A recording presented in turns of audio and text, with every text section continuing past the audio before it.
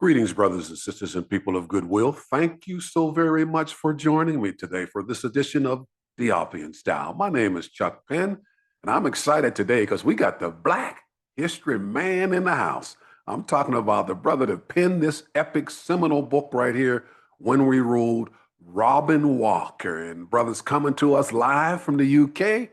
Thank you so very much, Robin, for joining us, and welcome to Ethiopian Style. The first thing I want to say is thank you, Robin, for all that you've done, man.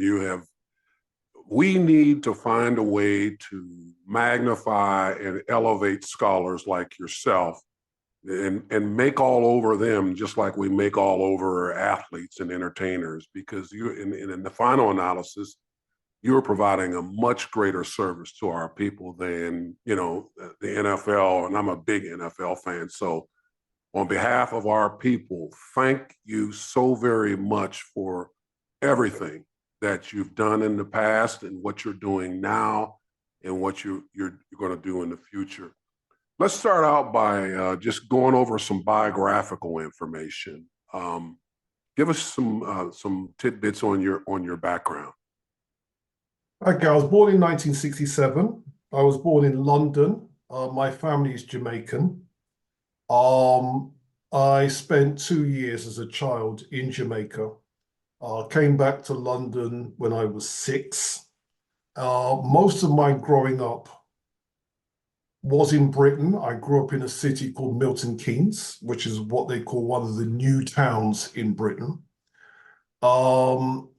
My passion as a child, I was a musician. So there's something in Britain called the brass band movement. It's something associated with the white working class. I was a part of that. I grew up as a part of that. So I'm a brass band player. And that meant that I became skilled in classical music. So I can play, or I used to be able to play the trombone. I used to be able to play the euphonium. I came to London as an adult with a view to studying classical music at university. I lasted 1 year, and my tutor negotiated me leaving studying music to study economics. So my background, if you like, is in economics. And I graduated from the London School of Economics in 1990. So I have a regular degree in economics. And that was the point that I began to study Black history. So I'm looking at your bookshelf and I'm seeing books that I recognize from back in the day. I can see Sheikh Anta Diop's book. I can see Ivan van Sertima. I can see Yusuf Ben Yochanan. And I began reading those type of people, 1990, 1991, 1992. And that was the beginning of when I began to teach Black history and Black studies. You can't really study Black history and Black studies in the system in Britain. So I studied it outside the system. I studied with a very learned gentleman, Dr. Femi Biko, who is pretty much the king of Black studies in Britain.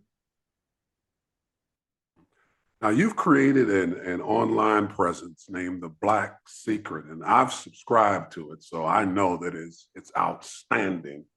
And I've learned a great deal from The Black Secret. Give us some background on The Black Secret. What was your thinking when you created it and conceived it, and where are you going to be going with it in the near future?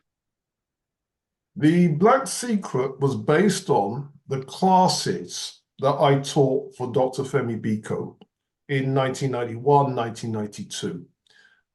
He, if you like, authorized me to teach his course. And then based on that, I began putting classes together. And then in 1999, I wrote a book called Classical Splendor, Roots of Black History. And that book, 1999, is the template that when you fatten it up, fatten it up, fatten it up, fatten it up, it becomes When We Ruled, which came out in 2006. So the course, The Black Secret, is based on what's in When We Ruled. And the idea was to put together a very comprehensive Black history and African heritage course, telling our story, built on the great scholars. I can see Professor Van Sertima's book, Professor Ben Jokinen's book, Professor Diop's book, Professor Jackson's book, put all that good material together in one place, update the findings, because a lot of their findings are quite old. So I wanted to update their findings. I also wanted to find as much visual material as possible. You see, I can't tell you that Africa was great unless I can show you the artifacts. So I wanted to find the fine art. I wanted to find the coins. I wanted to find the sculptures. I wanted to find the textiles. I wanted to find the manuscripts, and making sure that that type of history gets told. Mm-hmm. Well, I can tell you, brother, you are the first person that I've ever seen that actually critiqued the body of work of John Henry Clark, of Joseph Ben Jochannan, and you elevated Chancellor Williams, as it seems, a little bit above some of the other folks, John Jackson being another one. What is it about Chancellor Williams's body of work that places him outside of those other icons? Professor Williams's book, while he makes some serious mistakes, is exceptionally well researched. Now, Professor Williams makes it clear that he had a team of 150 people working with him, and he says this in the introduction. And you can see the effort these 150 people put in. So his book is exceptionally well researched. And the best way of doing this is if you compare any chapter in Chancellor Williams's book with, say, English scholar Basil Davidson, and just compare what content does Chancellor have, what content does Basil Davidson have on a particular chapter, you'll see that Chancellor's book is so much better researched. So essentially, he had a team, whereas I think the other Black scholars were working pretty much solo. And the team effort meant that Williams was able to come across sources that the others didn't have. Some of the sources he used were wrong, by the way, but the main point is he read them and he found a way of incorporating them. So he told a much bigger story than the others were able to tell. And so, I mean, his research really was that good. Now, a lot of Chancellor Williams's bibliography came from his teacher, Professor William Leo Hansberry, who was pretty much in a class of one when he was at Howard University trying to get African studies on the curriculum. He was in a class by himself. Exceptional researcher. And then his bibliography became the basis on which Chancellor Williams built his.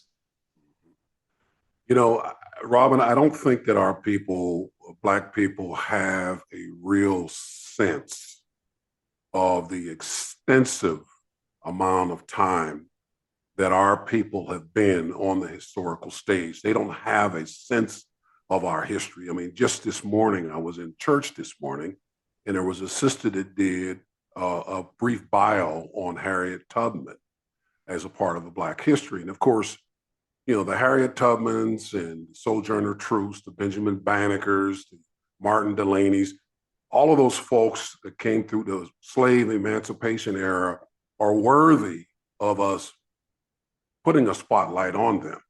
But I couldn't help but think as I sat there is that that's the tragedy of how Black history is presented, at least here in the United States. And give us a sense for how expansive our history is. Okay, if we go back just before African Americans became African Americans, we would need to go back to West Africa. And then when we go back to West Africa, the desert belt, there were three great empires. They weren't contemporaneous. One came first, one came second, one came third. The third one was the Songhai Empire. The Songhai Empire ruled 2/3 of West Africa in the 16th century. This was an empire of 400 cities. This was an empire of universities. This was an empire whose manuscripts have come down to us. We can read some of those manuscripts.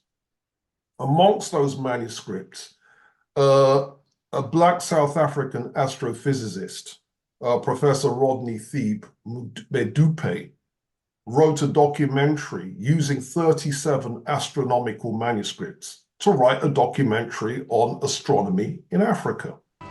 People once said, gold came from the south and the salt from the north. Divine knowledge came from Timbuktu. Today, these manuscripts are written testaments to a vibrant, glorious chapter in the history of African scholarship, and within them lies the detail and the ambit of this knowledge. Dogged Films is proud to announce The Ancient Astronomers of Timbuktu, a documentary film that reveals the mysteries of one of Africa's most secret places. Mathematicians say that there are 200 mathematical manuscripts that have survived.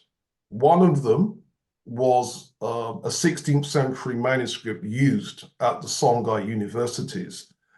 They translated it, they sent it to France, and apparently the quality of the algebra was the same level as the second year of a French university mathematics degree. All right, so that's how we were stepping in the Songhai Empire. Before that, there was the Mali Empire, producing the very famous king, Musa I, better known by his title, Mansa Musa I. In October 2012, research done in the United States presented him as the richest human being in human history.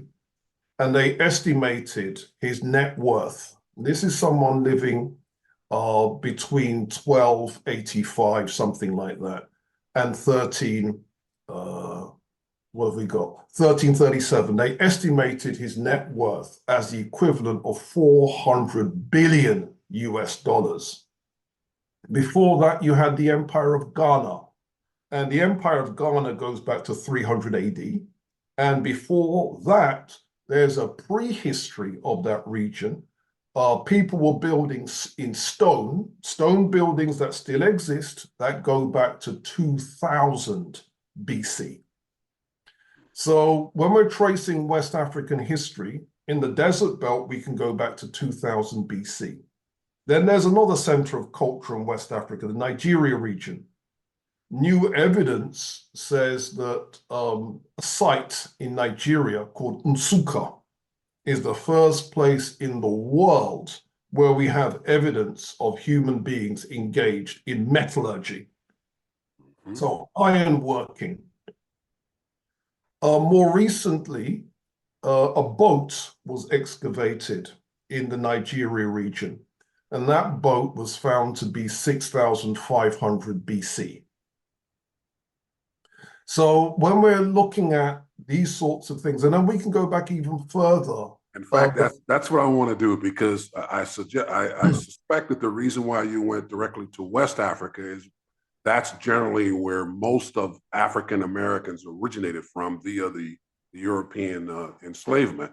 Absolutely. But as a Pan-Africanist, I identify with Black people, period. And I know that we go back much further than even the Songhai, Mali, and Ghana civilizations. Mm-hmm. Yeah, so touch on some of that. Yeah, so if we move to other parts of Africa, the history of civilization goes back even further. So if we go back to some parts of Africa, such as the Nile Valley, you've got places like Ethiopia. I was in Ethiopia in December. I was at the Addis Ababa Museum, and they had a wall display of a particular monument, which they believed to be either a palace or an administrative building. The archaeologists excavated it, found that it goes back to 800 BC, and they believe it was a minimum of a 4-story building. So I posted that on my chat room, and then somebody else came back to say that, well, actually, the Germans have done a reconstruction of it. And the German reconstruction shows that it wasn't more than 4 stories, it was 8 stories. Wow. Yeah. And this is 800 BC. It's in the city of Yeha in, well, on a modern map, it would be the kind of Ethiopia, Eritrea type of region. All right, now, elsewhere in the Nile Valley, we then look at places like Sudan, places like Egypt. And Sudan today is a semi-Arab country. Egypt today is an Arab country. But when we go back to these kinds of time periods, the ancient Egyptians and the ancient Sudanese used to be Black people. And then with these civilizations, we can go back thousands and thousands of years to the beginnings of history. And before there's history, there's what the scholars call prehistory. Prehistory is before there's documents. And before there's documents, there's evidence of cotton use in Sudan, 5000 BC. We can go back further, evidence of animal husbandry, the first cattle rearing in the world. In Kenya, we're going back something like 15,000 years. We can go back to the very first fishing hooks that have been found, going back 89,000 years. The first mines in southern Africa, in what is today Eswatini, Swaziland, mines going back 43,000 years. And this is important, you see, because a lot of us were told the reason why the Europeans have to stay in power in South Africa is to keep the blacks down so that European technology could be used to extract the mineral wealth of Southern Africa, because all that mineral wealth was there and Africans were too stupid to do it. That's what we were told. The reality is those same Southern Africans were the inventors of mining 43,000 years ago. There wasn't a single European on the planet 43,000 years ago. And so this is why it's very, very important for us to get a sense of history, because it changes how we look at the world, and it changes how we look at ourselves. Even what you mentioned about looking at African American history, beginning with the enslavement of African Americans. Even that story hasn't been told properly. We now know that the very reason your ancestors and my ancestors, my people are from Jamaica, we were captured as slaves too. The very reason we were captured is because the parts of West Africa and Central Africa that we were captured from had some of the best cotton technology. And so once you know the finest cotton in the world was coming from Senegambia, and that cotton was spoken about in the 15th century, that cotton was spoken about as the finest in the 18th century, what are you going to do? Kidnap those very people and turn them into plantation slaves to pick cotton and to process cotton. The same is true with metal technology. Africans were kidnapped to do metallurgy. Once you know that Central Africans and Southern Africans have been mining for thousands and thousands of years, kidnap them and then put them in the mines in the Western Hemisphere. So you get a lot of technological transfer from Africa to the Americas. And you all as African Americans should be really, really proud of that, because ultimately your technology is the technology that was chosen by the enslavers. You've got to remember, the enslavers had the choice of using their own technology from Europe, using Native American technology, or using African technology. They chose African technology in so many areas. They chose it in mining, metallurgy, Agriculture. agriculture, even building technology. I mean, there's a story that I'm trying to get confirmed, whether or not it was enslaved Africans that built the White House. And if that's so, how much input did those enslaved Africans have? How much autonomy they had in the building of that construction? And if you look at what people recently freed from slavery built in Haiti, there's a monument in Haiti called the Citadel Henry, which is a hilltop castle, the largest fort in the Western Hemisphere. It's one of the eight wonders of the world. People call it the eighth wonder of the world, built by people who only a few years earlier were enslaved. And so you can see, well, if enslaved Africans or formerly enslaved Africans could build that in Haiti, it is not beyond the stretch of imagination that enslaved Africans could have built the White House. Mhm. You know, you're the first scholar that's really kind of presented the concept of population replacement. I had never heard those terms used in that particular sense, because when we watch television, for example, if we watch the History Channel, Discovery, or any of those ones that are depicting ancient Kemet, ancient Egypt, they generally use modern day Egyptians as the folks, or they'll use some of the imagery, phony imagery, or some of the imagery from the Ptolemaic era.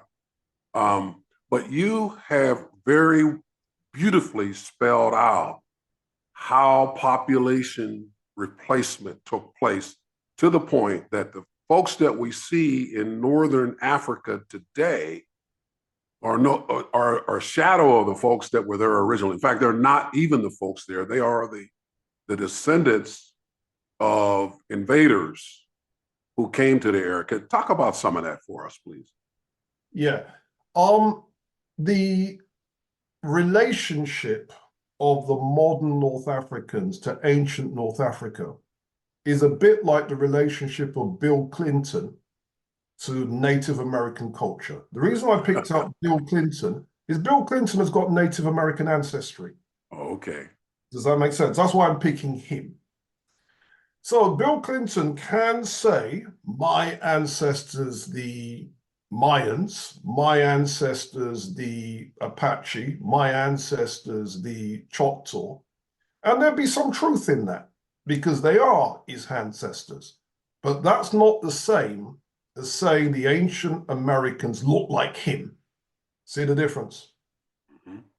The modern Egyptians can say, my ancestors, the pharaohs. The modern Tunisians can say, my ancestor, Hannibal Barca. And that would stand up in court. But that's not the same as saying they look like Hannibal Barca. Get it? Mm-hmm. Now, what's happened is most of the modern people of North Africa descend from conquerors that conquered North Africa in the early Middle Ages, not even in the ancient world, the early Middle Ages. And we've got an exact date, December 639. Yeah? All right, so that's the date that they entered Egypt as conquerors, and they're conquering from the Arabian Peninsula. So they are moving in from the Arabian Peninsula. Now, when they entered, we know that the majority of the Egyptians that they came across were Black. How do we know this? Because they recorded that. There's a scholar called El Makrizi, and El Makrizi wrote, "Know, O Muslim, when you entered the land of Egypt, there were two populations there. One population were the ruling class, who are described as Greeks, and the rest of the population were described as Kipt, Q-I-B-T, modern word Copt. And the Kipt are described as, there were Nubians, Abyssinians, Israelites, and no one could tell any of them apart. You can therefore work out they were therefore all Black. Now, the Greeks, we know, conquered Egypt in 332 BC. Before that date, they weren't there. So who does that leave? The Kipt. Who were the Kipt? Nubian, Abyssinian, Israelite, that no one could tell any of them apart. Black. Now, when you say Abyssinian, you're talking the Ethiopians. That's right. That's right. That's right. So consequently, the Arabs themselves document this. So the source is El Makrizi. Then we have, the Greeks conquered 332 BC. We've got their writings. You've got Herodotus, the father of history, they called him, who said that the Egyptians were black-skinned and woolly-haired. You've got Aristotle, who said that the Egyptians were very black. Some people translate that passage as too black. You've got Roman scholars like Vitruvius, who describes them as equatorial in origin. So essentially, we've got a whole bunch of different sources giving us descriptions of the ancient Egyptians, showing that clearly we're dealing with African people. And to show the time difference, the Greeks conquered 332 BC, the Romans conquered 30 BC. The pyramids, using the most conservative chronologies, was built 2700 BC, 2600 BC, 2500 BC, using the most conservative chronologies. This is 2,000 years before the Greeks, 2,000 years before the Romans. So there's no chance that these people were Greco-Roman. So what happened is as people conquered, they conquered their way across. I mentioned they got to Egypt December 639. They got to Libya. They got to Tunisia. They got all what we would today call these countries, because these countries didn't have those names then. And they got to Morocco 708 AD. And essentially, once that land had been conquered by the Arabs, more and more Arabs had fled in from the Middle East into North Africa, and they became the dominant population. That's why the North Africans today call themselves Arabs. So Egypt is called the United Arab Republic. Libya used to be called the Libyan Arab Socialist People's Jamahiriya, letting you know Arab, which means in this context, not indigenous. Now, can the Arabs claim the earlier populations as their ancestors? Yes, because intermarriage took place. And when you've got intermarriage, then children come out of it, and some of the Arabs will be descended from those children. Just like Bill Clinton can claim Native American ancestry. But just as no Native American back in the day looked like Bill Clinton, no North African back in the day looked like the modern Arabs. Get it? Yes, indeed. Now, you know what? What blows my mind, and I think what really is difficult for a lot of our people to reconcile in their own minds is, how is it that we could be builders of magnificent stone monuments and develop the first calendar and all of the areas that you said that we were the first in, yet today we're on the margins of society, wherever we're at. We're on the bottom rung of the human family because of the global system of white supremacy. What happened to us? I mean, and I know that's probably a very detailed answer, but what happened to us? Can you get into some of the details about how we devolved in that way? And I know that Chancellor Williams got into some of that in his book, The Destruction of Black Civilization. Okay, let me answer that. The first thing is as I'm doing more and more research, I'm finding out that the idea that we are on the bottom rung of society is itself propaganda. Okay. This is what it is. Let me explain what I mean by that. As I'm doing more and more research, let me just take something that may seem totally unrelated, but it's related. Opera. How many African Americans know that you all have produced opera stars going back in the 50s and so on, who are at the top of their game? What it is when black people are on the top of their game, no one talks about it. And so what then happens is we then have this notion that we got conquered, and we did get conquered. We got destroyed, and we did get destroyed. And then that's the end of it. You then find out that you all were enslaved, right up until 1865. By the time we get to the 1910s, the 1920s, you all created the Harlem Renaissance. And you had writers who were amongst the best in the world, musicians who were amongst the best in the world, sculptors who were amongst the best in the world, opera composers. Have you heard of Harry Lawrence Freeman? No. Harry Lawrence Freeman, look him up.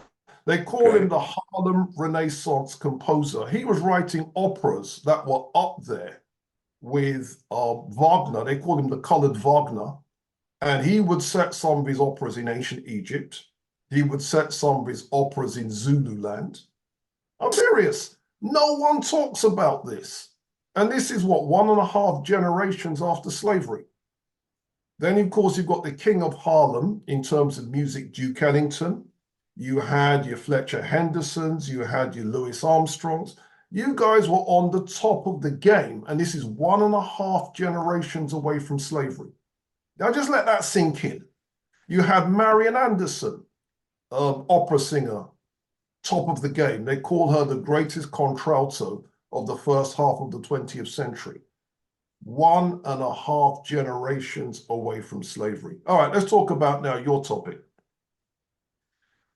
With African civilizations, what you would get is if you are conquered and the people conquering you are slave traders, people would be forced to flee. They would be forced to become refugees.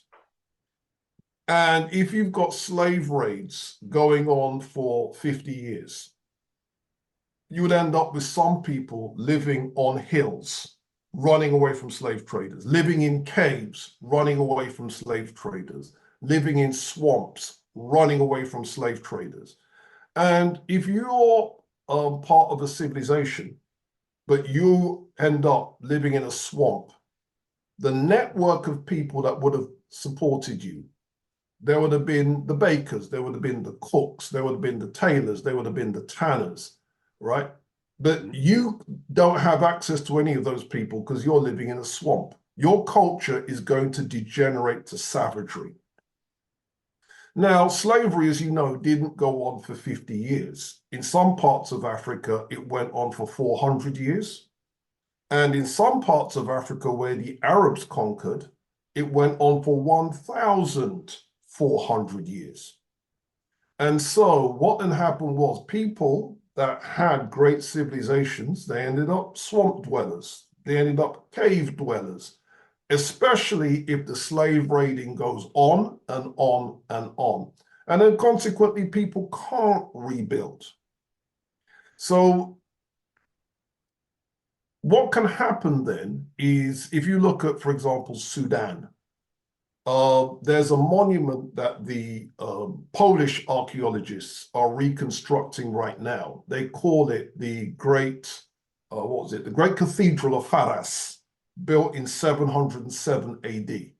And if you look at the reconstruction, it doesn't look that different to the great monument in central London, St. Paul's Cathedral. How many Black Sudanese people today know that their ancestors built that? Do you see? And that very often happens. Those of us that were captured and enslaved, how many of us remember that in West Africa we had universities like Timbuktu, where we were doing mathematics in the 16th century on the same level of the second year of a French master's degree right now. And these are the kinds of things that if we don't know, we don't know. People from Central Africa, one of the things I use as teaching material is ballroom dance. The reason I mention that is ballroom dance is an example of high culture. It's different to folk dance. Folk dances is dances of the masses. Ballroom dance. And then when you trace them back, the different ballroom dances, the rumba, the tango, the cha-cha-cha, the African-American one. In England, we call it the jive. You call it the Lindy Hop, right? You have a situation where almost every ballroom dance has an African origin, and a lot of it coming from Central Africa, from Congo. Did we know this? Hell, even the first rock and roll dance, the twist, is Congo in origin. Do you see? And so what happens is because we didn't know, we assumed that we became culturally empty-handed, and we were never culturally empty-handed. Do you see? What are some of the lessons that we need to learn? Because I've heard a lot of people say when, you have folks that are talking about our history and putting a focus on some of the historical notables coming out of history, and they say, well, but how does that really relate to today? And how do we root our young people in it?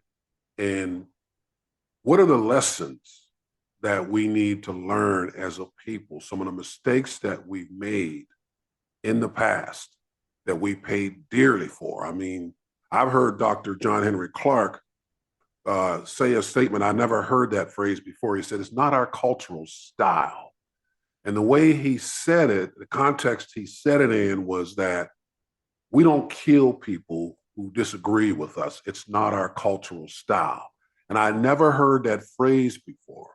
But I think what he was saying is we are generally, as a culture, a very open, warm, inviting people. And I don't want to put words in your mouth, but is that part of it? I mean, what are some of the lessons that we need to learn so we don't make those same mistakes all over again?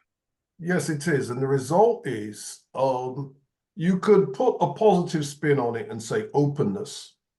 You can put a negative spin, same word, but different, different meaning, but same context. Naivety. Do you see? And basically, naivety combined with military incompetence. I mean, I asked the question, if our colonizers wanted to enslave us again, they decided, okay, let's do it in 2024. Would we be able to fight back any better than our ancestors fought back between 1441 and 1888? And I would suggest probably not, because the same naivety and the same military incompetence is there. And it's not through lack of technology. As I said, metallurgy, we were the most important factor in its evolution. But what we don't do is use our technological knowledge for horrible things like death, horrible things like killing. And unfortunately, if you're naive and you're surrounded by people who are, let's say, on a different program, you lose. So there's a lot of people in our community that believe that we Black people should return to the value system of the ancient Egyptians. They call it Maat. Not. Mm-hmm. But here's the problem. Maat only works if you're surrounded by other people that agree with Maat. If somebody believes in, well, I can cheat, I can, what's the word? I can defraud, I can undermine. But you believe in Maat, you're going to lose.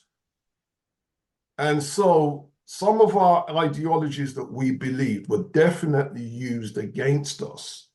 And we do have to take notice of this. So when you have Black people today calling for us to return to Maat, that only works if your opposition also will follow it. If they don't follow it, you lose. And so these are some horrible discussions that we are going to have. Now, the other thing too that our young people should learn is our history can be presented in a very aspirational way, a very inspirational way. It doesn't have to be doom and gloom. And certainly the way that me and my team are on the Black Secret, the way we present it, we don't present it as doom and gloom. There is a lot of value that is very, very inspiring, that says to a young person, go forth and do likewise. And that's the kind of message that I want young people to get from this. And for your folks in America, you guys have got one of the greatest Black histories there is, where you've got a very well-documented history of achievement in all the major areas of art, music, science, technology, intellectualism, and so on and so forth, that I'm astounded you all don't big yourselves up even more. How much is there? So I hear people say African-American culture is hip-hop and hip-hop is destructive. What? You've got people like John Coltrane, you've got people like right now Wynton Marsalis, and people are bringing up hip-hop. Why? Do you see? Well, yeah. You also could mention Motown, Stax, Atlantic, Chess Records, Brunswick Records, Philadelphia International Records. I mean, those were juggernauts. I mean, absolutely. We actually, and that's one of the beauties that at my age, at 72, that I take a great deal of pleasure in, is that I've lived through, my generation has lived through arguably the greatest musical renaissance in the history of the world, coming through the 1960s and 70s and a little bit into the 80s, before the onset of hip hop. Yeah. So that kind of undergirds what you just said. Mm-hmm. Yeah, so what I'm saying is that, and there is so much aspiration in that history. If it's taught to a young person properly, there's no way that they can only but feel pride. Speaking of young people, you know, I spent a lot of time on social media, not as much as I used to, but a lot. And I see what a lot of what I call keyboard warriors on there, and many of them they're touting the ancient, Egyptian, Kemet civilizations and what have you. But I see a lot of misinformation. I see a lot of people running with information that doesn't have the academic integrity or authenticity or muster to it. What's your advice to a lot of these young brothers and sisters about that in terms of being evidence-based? Because that's the thing I love about the Black Secret, is that you're bringing it, but you're bringing it with some documentation. You're bringing it with the proofs that are there. And that's what I like to see more of our young people do. What's your advice to them? My advice is twofold. Okay, first of all, let's talk about documentation. For those people that are new to history, history is written exactly the same way as a lawyer presents a court case, exactly the same way. If something doesn't require proof because it's not controversial, you don't need to bring any proof. But the more controversial, the more you're likely to be challenged, the more evidence you need to bring. And that evidence has to, A, be consistent, and B, support the case that you're making. Also, you need to be aware of all the counter-arguments. A counter-argument is where someone says, that's not how it went, because that document is wrong. You need to know what the counter-arguments are and be able to silence the counter-arguments. And the more controversial what you're saying is, the more you need to be able to do that, right? So, and if you look at the works of Yusuf Ben Yochanan, his writing was really controversial. And he would then tell his readers, but if you don't believe me, check out this book, check out this book, check out this book, check out this book. And then in a more polished way, Sheikh Anta Diop. I mean, we say Diop in the English-speaking world, but apparently it's pronounced Jop. Jop. Yeah. He took that to the next level. And my thing is, young scholars who want to be historians do that. But the second thing is, and this is what I need to tell the young scholars, a lot of Afrocentricity in the United States has become what I call debate bro culture, right? End that debate bro nonsense. Put books out.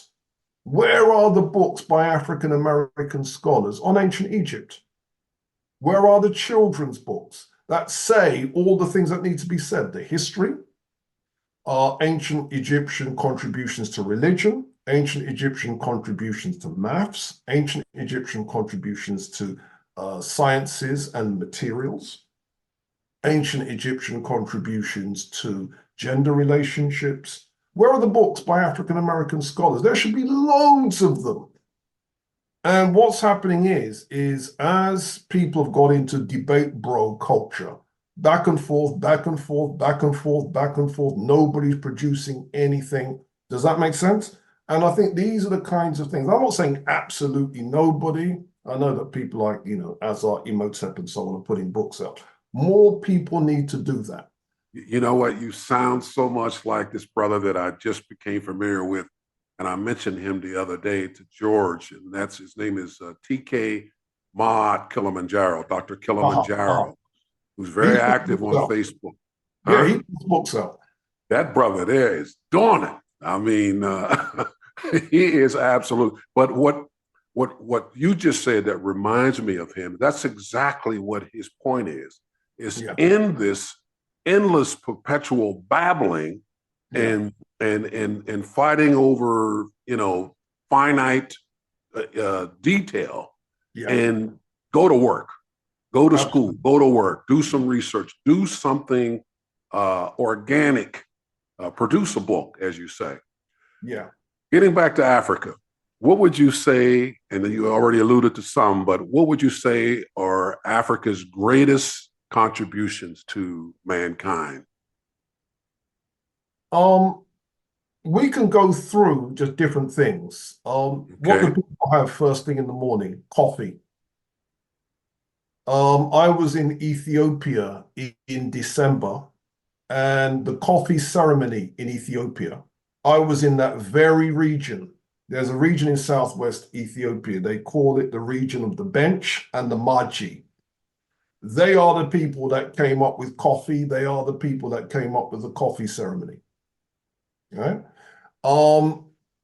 When it comes to so many things that humans do, such as the funeral and the different things that happen in a funeral, where the body is put in a casket and then is then wheeled along, and there's a procession. The ancient Egyptians did that. The ancient Sudanese did that. There's so many things that we can point to. But let's talk about some of the highlights. Some of the greatest domestic architecture in Africa was built by a Bantu-speaking people called the Swahilis. And all the way along the East African coasts, from Somalia down through Kenya, down through Tanzania, down through Mozambique, some of the grandest houses. So, for example, people watching this, there is the famous Black British supermodel, Naomi Campbell. And she owns a mansion in Kenya that is built in a semi-Swahili style. What they did was make it half Swahili and half some other ancient Kenyan tradition. Google it and you will be amazed. And it's a style of architecture that rich Black people all over the world can aspire to, and it still looks good, right?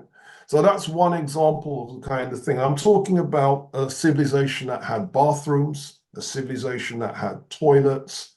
I visited the indoor. Absolutely. Yes. Absolutely. Go ahead, I'm sorry. Yeah, and people need to know this. Houses of 3, 4, and 5 stories, absolutely exquisite. And most people don't know that Black people still live in those places. Do you see? Then you've got other greatness in terms of industrial production. the people of what is today Zimbabwe in medieval times are believed to have dug gold mines to the depth of 150 feet. And archaeologists between 1902 and 1904 estimate that in the medieval period, those Africans shifted 43.25 million tons of ore.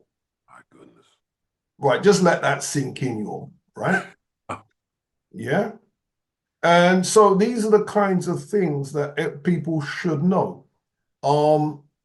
There's an archive that was found at a site called Kazir Ibrim. Kazir Ibrim on a modern map is the very southern part of Egypt, but in the medieval world, it was a part of Nubia.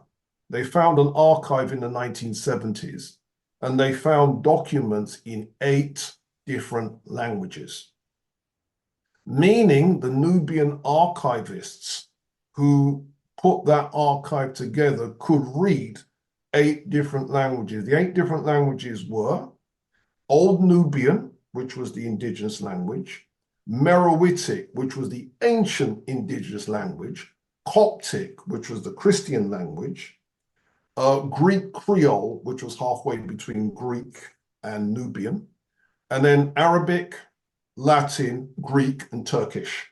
8 different languages. And this was in medieval Africa. And this is astounding because we were told our ancestors were all illiterate. That's what we were told. And so these are the kinds of things that I think people need to know. Similarly, I don't know how it goes in America, but in England, we call bowls and dishes china. Is that the name you use? Yes. Yeah, bowls and dishes are called china because bowls and dishes come from China. But many of us don't know that in the 15th and 16th centuries, condiments, salt cellars and that kind of thing, were coming from West Africa. And so during the time of people like Henry VIII in England and so on, a lot of them had salt cellars that were exquisitely carved of ivory. They're about this big, exquisitely carved of ivory with their wonderful decorations coming from West Africa, coming from Sierra Leone, coming from the Empire of Benin. Absolutely exquisite. They're some of the finest works of 15th and 16th century art. And that used to be, if you were a rich person, that's what you would have on your table. Again, nobody talks about this. Now, you've talked about a lot of the contributions that came out of the medieval time. What about some of the more ancient ones? For example, Nabta Playa, for example. Talk about that a little bit. Okay, what was found at Nabta Playa was a series of stones stuck in the ground. And then a white American astrophysicist, Dr. Thomas Brophy, was called to study them. And then when he studied them, he realized, oh my God, these are astronomically aligned. And he put a general date that this must go back to 6,400 BC. And these astronomical alignments include solstices, equinoxes, Orion's belt, this kind of thing.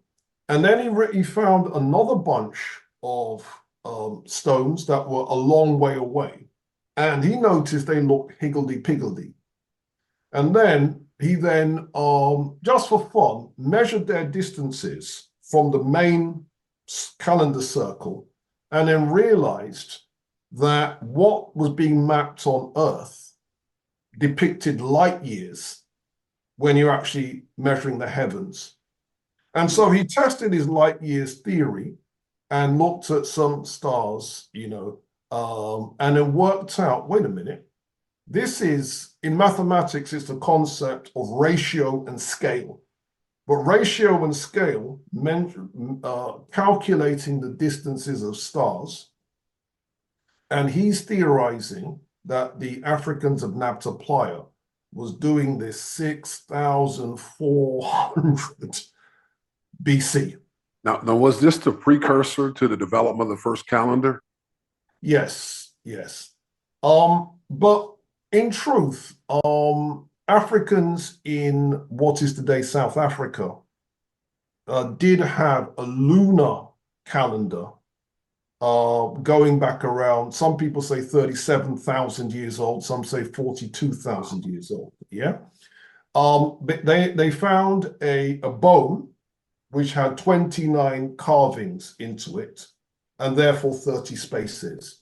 29, 30. Some people think that represents 29 and a half. And 29 and a half is the length of a lunar cycle. Yeah. And some mathematicians have gone there with that.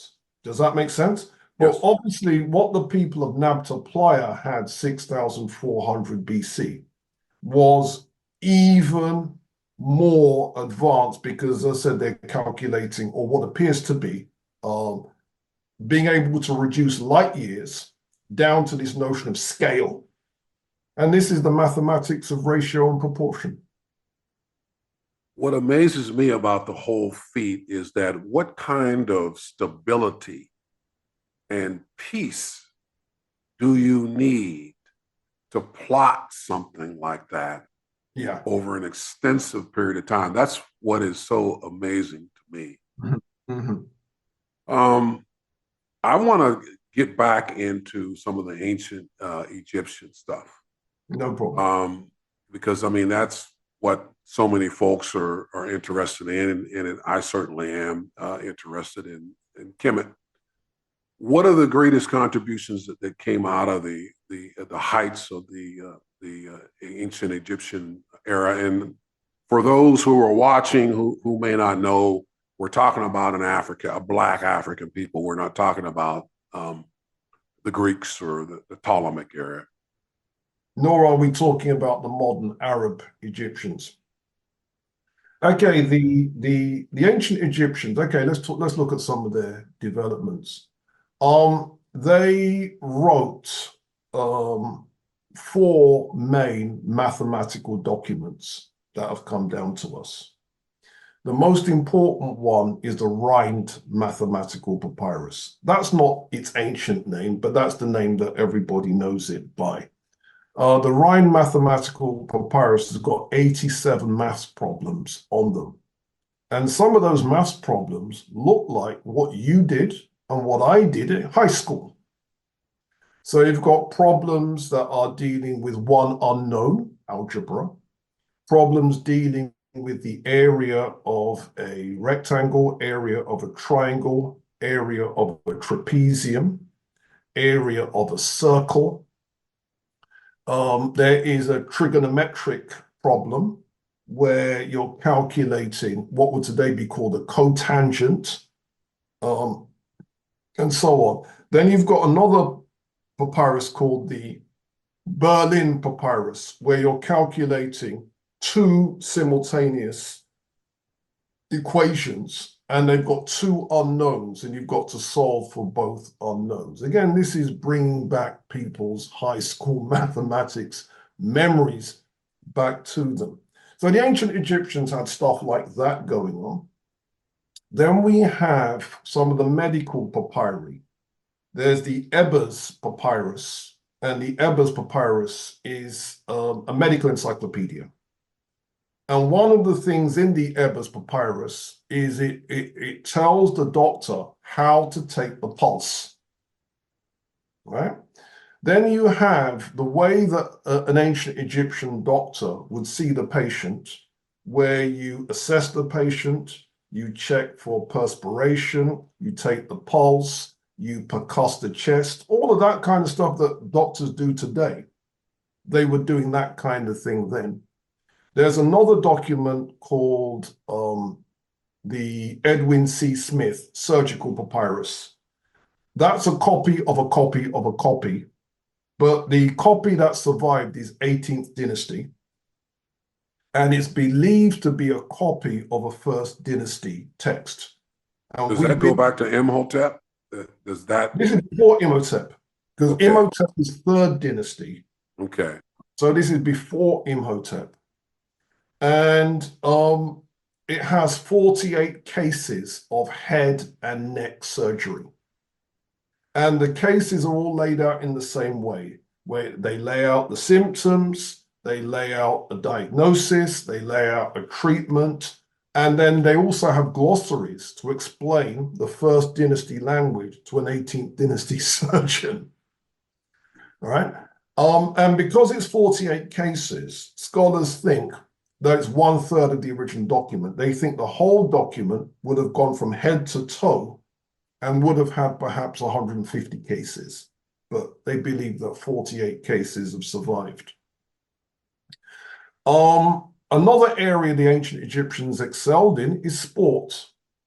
I was invited to research a documentary on sport, and a lot of things such as the race, the high jump, the long jump, gymnastics moves, wrestling. A lot Them of these. brothers was doing it back then, huh? Oh yeah. If we take, for example, wrestling, there is one of the tombs from the Middle Kingdom has got 46, no, excuse me, is it 406? I can't remember. Pairs of people engaged in wrestling moves. Does that make sense? And according to Walt Disney, yes, that Walt Disney, those moves could be read like a cartoon. You know, like with a cartoon, you're moving from one scene to another scene to another scene. So he gives the impression that it's actually two wrestlers fighting it out. And if you were to show those images to a modern wrestler, they'd be able to tell you, oh, that move is this, that move is that, that move is, and they'll be able to tell you the names of the different moves because those moves haven't changed much in the last 4,000 years or whenever it was. Board games. The ancient Egyptians and the ancient Nubians had a game called Senet. And Senet is the precursor to backgammon. Yeah. So there's a lot that we can therefore pull out of the ancient Egyptian tradition. And yeah, they were a very, very important people who contributed many pages of Black history. Now, I know, as I said before, you're a stickler for details, for documentation, for proofs to back up whatever assertion that anyone is making. And let's talk a little bit about something I seem like I've been talking about mine for the last 30, 40 years, because I can remember interviewing Dr. Malefi Asante, Were the Ancient Egyptians Black? And it's kind of sad that here we are in 2024 and we still have people debating that. But for the sake of those folks who may have doubts in their minds, I think Asante called it the legacy of disbelief. Let's talk a little bit more about were the ancient Egyptians Black? And I know you did a lot of research on coming up with the proofs, not only archaeological proofs, a study of skin and bones and hair, and also got into what the ancient Greeks said when they came in contact with them. Talk a little bit about that for us. Okay, let's talk about the most important data. All right, let's go through it. If we wanted to deal with the ancient Egyptians, let's deal with it bit by bit. Okay, let's start with the hair. Herodotus, the ancient Greek historian, they call him the father of history, said the ancient Egyptians had woolly hair. Everyone's agreed that the term woolly in the context means most woolly, which I mean, I don't have any hair, so I can't say anything, but Me either, brother. All right. So what do we know about ancient Egyptian hair? 5 studies, to my knowledge, have been done on ancient Egyptian hair. And then when you put those studies together, you can then look at what is the typical ancient Egyptian hair cross-section. Now, generally speaking, if you took someone's hair and blew it up, does that make sense? You've got a strand of hair, and then look at it from the end. If the shape is round, that is typical of Chinese, Japanese, Korean type of hair. If the hair is flattened or oval shaped, that's typical of European hair. And if it's flat, that's typical of African hair. And then the ratio of flatness is the lower the number, the flatter the hair. So the typical Negro hair, if you like, is 60. The index is 60. The highest would be 100. Does that make sense? Chinese hair is around 83, something like that, right? With a high figure. European hair would be around the 70s, right? When it comes to ancient Egyptian hair, it's 61.4, which is close to the Negro average of 60, right? Moreover, the Egyptians had Afro combs, and they had headrests that are only compatible with curly hair. As one Egyptologist put it, they are uncomfortable for people with straight hair. And you can work out how he came to that conclusion because he tried it himself and realized, right? Okay, then we have ancient Egyptian faces. The ancient Egyptians had African type faces. Now, African faces there are a broad range. There are Africans with small noses. There are Africans with thin lips and so on, so on and so forth.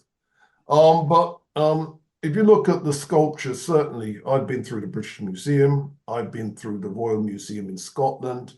And I'm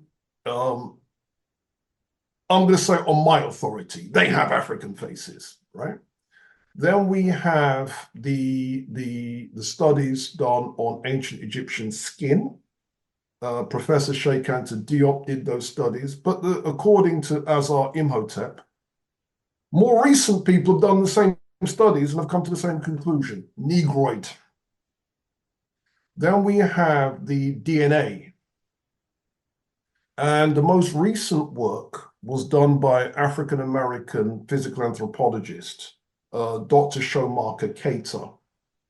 And what he did was he looked at studies that other people had done on some of the Amarna era mummies, people like Tutankhamen, and then estimated how much of their DNA came from sub-Saharan Africa.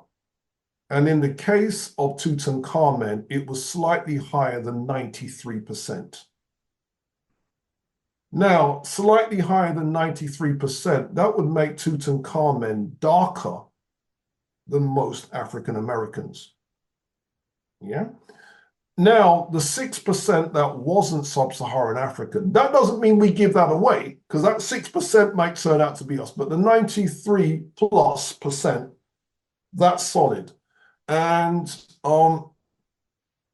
so when it comes to almost every measure of what we can do with the ancient Egyptians, be it their hair, be it their skin, be it their genetic material, the evidence is solid. Now, is it possible that there are ancient Egyptian mummies that haven't been found yet that turn out to be Caucasian? That's possible. But as I've said, that evidence hasn't been found yet. The evidence that has been found is conclusive. Same thing, the ancient Egyptian, what's called postcranial. Postcranial is the skeleton. Is the skeleton tropically adapted, or is the skeleton temperately adapted? The ancient Egyptians had tropically adapted skeletons. Meaning that they evolved in a hot climate. Basically, if you were to classify skeletons, Africans would go in one category, and Asians and Europeans would go in the other for being temperately adapted. So the ancient Egyptians are in the African category, and they are clearly so. Have you done any research in the area of Africa's contribution to religion? Yes. Yes, the ancient Egyptians contributed mightily. They had the oldest religious texts in the world. you had texts such as the pyramid texts, which then evolved into the coffin texts, which then evolved into the Book of the Dead. That's the book of the coming forth by day and by night. That's right. Yeah, okay, okay. E. Uh, Wallace Budge. He is a translator. He's not the translator. What it is Budge's books were so good that they've been reprinted. Yeah. But there's a modern scholar that has updated some of the argument called Professor John Taylor. And he wrote a book called Journey into the Afterlife. And that's the one that I use as teaching material, where he's updated the Budge findings and so forth. And it's not hard to see where Judaism has been influenced. It's not hard to see where Christianity has been influenced. It's not hard to see where Islam has been influenced. It's not hard to see where some of the other religions, even Hinduism. So the Book of the Dead, or Coming Forth by Day, Peret Em Heru, are very, very important text. Then we've got the notion of the gods. The ancient Egyptian gods didn't come from Egypt. They came from the south. They came from Nubia, right? And then some of the stories that have been said about them, involving virgin births and all this kind of stuff. And so a lot of scholars have realized, wait a minute, we can trace some of the later religions back to what the ancient Egyptians believed. Then we have the New Testament of the Bible, which makes the claim in the book of Acts that Moses was learned in all the wisdom of the Egyptians. And Moses, for those of you who are Christians or Jews will know, is said to have written the first 5 books of the Bible, including the book of Leviticus, the book of law. So the person that set up Judaism as we have it today was learned in all the wisdom of the Egyptians. And speaking of the Egyptians, I guess it goes back to the belief in monotheism, and Akhenaten was the first to propose monotheism, or a belief in one God. And not just that, Akhenaten wrote a book called The Great Hymn to the Sun. Now, it may not, it's certainly his name is on it, but we're not sure whether he put pen to paper or whether he dictated it to a scribe. And scholars that have looked at the Great Hymn to the Sun, and they looked at Psalms 106, attributed to King David in the Bible. Some of it is word for word. Mm. Again, people want to test this, Google it. And there are web pages discussing whether or not it is word for word or whatever. But yes, good people should Google this and so they can find out for themselves. I want to talk a little bit more about the Black Secret. As I mentioned earlier, I have really gained a lot from spending a lot of time on there, because it's done in a classroom setting, and it's done, you can take it a bite at a time, come back to it, and what have you. Talk a little bit more about what you have in that, because you call it the Black Secret, and I could see the graphic behind you with your logo. But in my mind, it shouldn't be a secret to anybody. I mean, I've been touting it ever since that I discovered it. I guess if Columbus can discover America, I can discover the Black Secret. But talk a little bit more about what you're doing and where you're going with that. The point of the Black Secret is to put together a comprehensive body of material that can be used to teach Black adults anywhere on the planet their history. Now, I see Black history and African heritage as one story. It's got lots of chapters, but it's one story. The African Americans are part of that story. Black people in Brazil are part of that story. Black people in Britain are part of that story. But the core of the story is coming out of Africa. And so what we've done is we put together classes that I have a PowerPoint. I'm talking over a PowerPoint.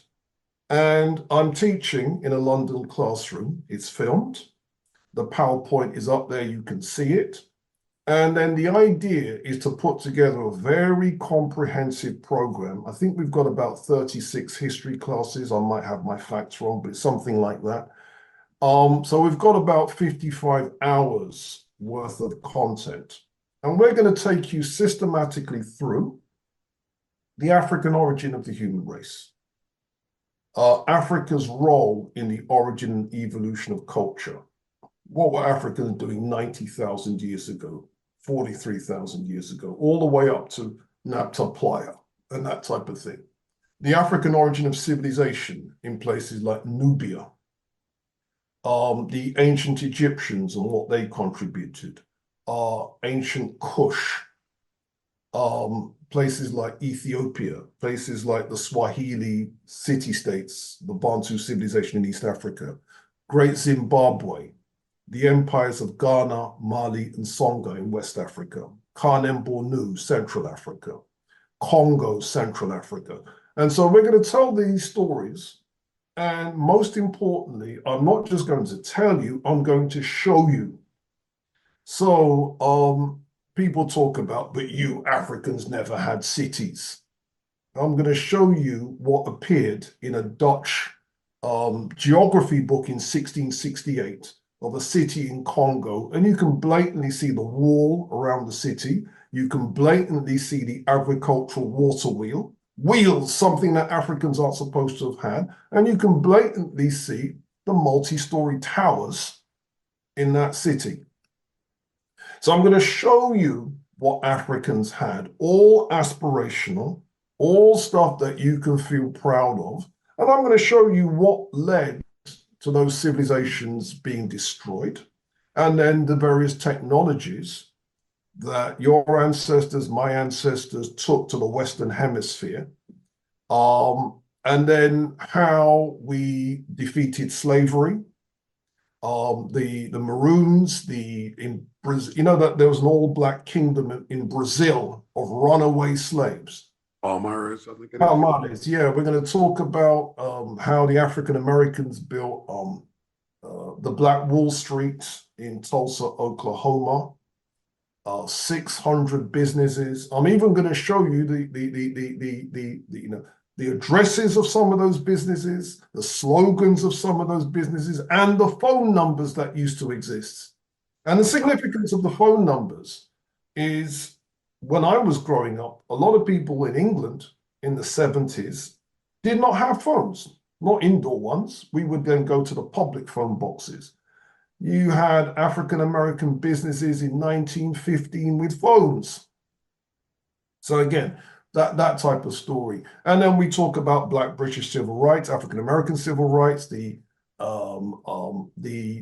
South African anti-apartheid struggle. So we tell a comprehensive history, but we do more than history, because we want people to become entrepreneurial as well.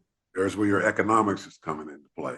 Right, because I want people to become entrepreneurial. I want people to have the kind of content that says, okay, now that you're fired up by the history, what do you do with it? I want people to play their role in being, building businesses, generational wealth, all that good stuff. In other words, let's rebuild Black Wall Street. Let's rebuild the achievements of Madame Walker and so on. Well, you know what, Rob, and I said this to you before when we talked. To me, the quality of the collective information that you have on the Black Secret website would be equal to probably any bachelor's level African Americans or African studies program anywhere. I told my niece, who's a freshman in college, who's taking a Black history course, I said, well, you need to check out my man in the Black Secret, because you're going to know more than your professor.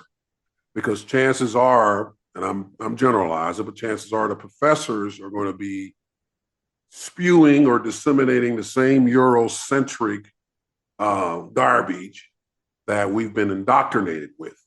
And when you come to the Black Secrets website, you don't have to worry about that. You've got information that is verifiable, that is documented, that has substance behind it.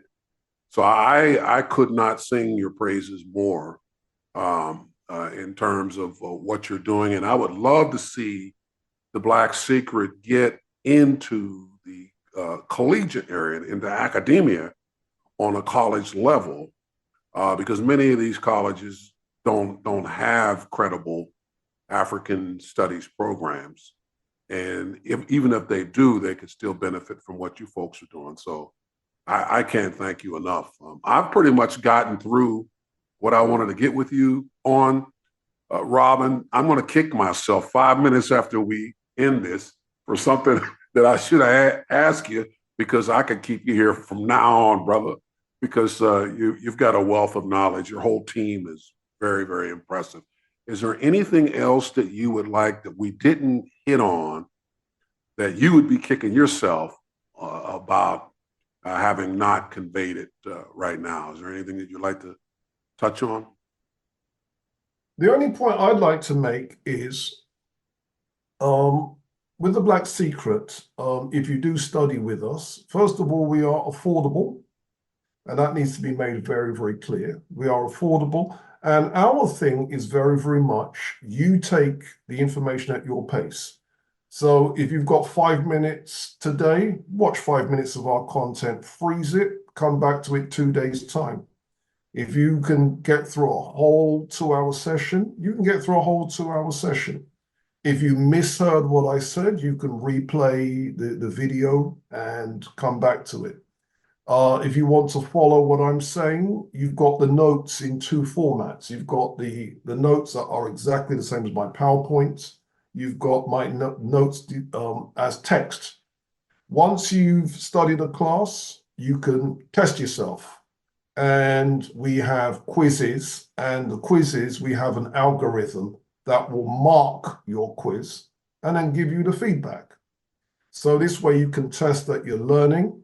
If you want to write to me or any members of the team, you can put your comment in and give me a day or so. I will get back to you. If you want clarification on the source, I can get back to you, that kind of thing. And so we intend to add more and more content. So we've got about 55 hours of history content. We're going to add to that. But we've got about 20 hours of entrepreneurial content. We're going to add that to that too. And so ultimately, it's going to be a one-stop shop to give people a Black history, Pan-African education aimed at the adults, and so that the adults are in a position to teach and guide the children.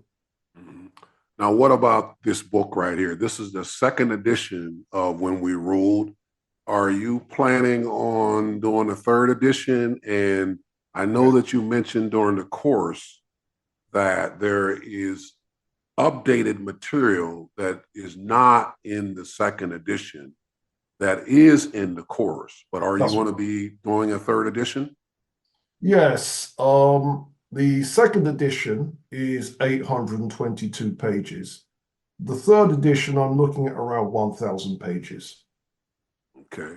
And I intend to start that in the 2nd half of this year with a view to, it'll probably take me about a year to write it. Mm-hmm. So we're looking at around the middle of 2025. And yeah, it's going to be big, and it's going to be really all the updates that have happened. So for example, when We Ruled came out, the discovery that the first place in the world to be doing iron was Nsukka in Nigeria. I didn't have that information. Do you see? The 6,500 BC boat discovered in northern Nigeria that hadn't been found yet. So these are the kinds of things where we can update the findings, and some of the images that we now have, because I'm very, very keen to show my reader the fine art, show my reader the monuments, show my reader the manuscripts. More of them have become available, so I can show you these things, and they're already on the Black Secret, but they will go into the book. Mm-hmm. Mm-hmm. Okay, I think that's it. I still would highly recommend that people pick up Robin's book, When We Rule. It is quite voluminous, but a lot of chock full of solid information. Brother, I want to thank you so much. As I mentioned earlier, the work that you're doing, and we've got some other folks that are out there, Manu Ampim, Anthony Browder, Dr. Kilimanjaro. People like that need to be, like yourself, need to be held up and given your props for the diligent work that you're putting in. I can't thank you enough. It's an honor, brother, to spend some time with you. I really appreciate that. Thank you very much, sir. All right now. And to George and Danny, thank you guys too. That's part of Robin's team. Those brothers are dynamite. There he is. Charles. That was a beautiful conversation. Chuck. Yes, indeed. Illuminating conversation. Yes, sir. Just one thing. Yes. You guys covered a lot of ground. Robin was on fire. Loved your questions. But just wondering, going back to the ancient Egyptians, we all know that they were black. Right. But I'm thinking there's one other question that I would like Robin to answer, because we know what the Eurocentrics are going to say. Typically, they're going to say, okay, what about Ramesses II? Hey, Robin, wasn't his hair allegedly red? What would you have to say about that? And how come he had a hook nose?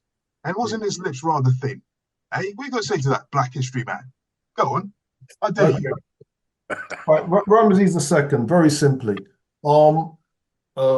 Physical anthropologists are trained on a book called Science and Archaeology by Eric Higgs.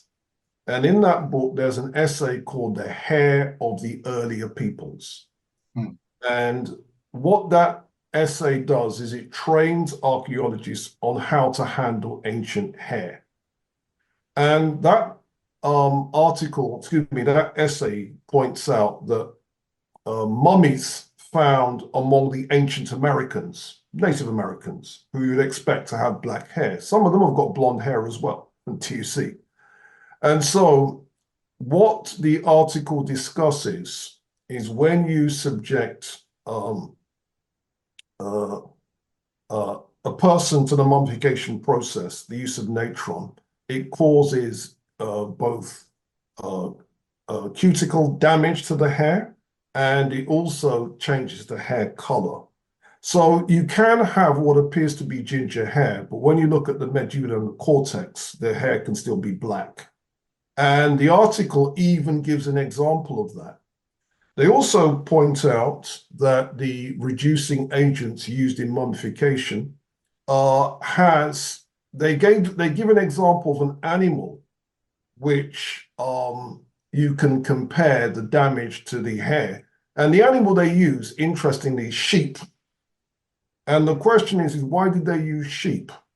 And you can work it out, because hair damage that can happen to a sheep, that's the closest to woolly hair. Do you get it? So Brothwell and Higgs don't say why they used the sheep, but you can work out that that's what it is. All right, now, Ramesses II. Ramesses II was one of the mummies that was used to do the postcranial study. The postcranial from the neck downwards. Does that make sense? To work out his body proportion. And he was one of the Negroid mummies that came out in the study. Does that make sense? So his body proportions are just as African as anybody else's. All right, now let's talk about the nose.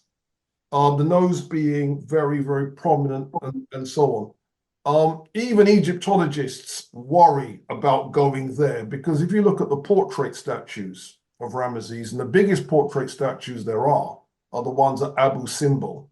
Abu Simbel, the nose couldn't be any more African. And so I don't think that you're going to want to run with the mummy nose.